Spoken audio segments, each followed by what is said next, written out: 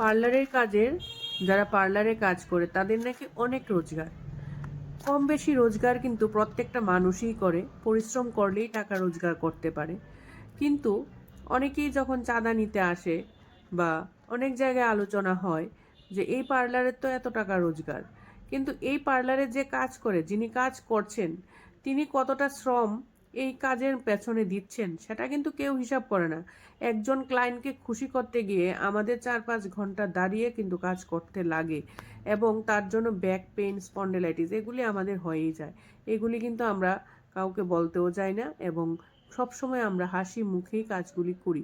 কিন্তু যখন শুনি যে বিভিন্ন জায়গায় আলাপ আলোচনা হয় যে কার কতটুকু রোজগার, কে কতটুকু পার্লারে ব্যবসা করে কতটুকু রোজগার করছেন, এইগুলি যখন হিসাব নিকাশ হয়, তখন আপনারা এতটুকু হিসাব করবেন, তার সাথে একটা প্লাস করে নেবেন যে এই পার্লারের মহিলা কতটা পরিশ্রম করে এই জায়গায় এসে পৌঁছেছেন, এবং তার পেছনে সে কতটা শ্রম এবং সাধনা নিয়োগ করেছেন সেটাও কিন্তু আপনারা হিসাব করবেন। তাহলে হয়তো আমাদের পরিশ্রমটা আপনাদের আলোচনার মাধ্যমে আরও সার্থক হয়ে যাবে।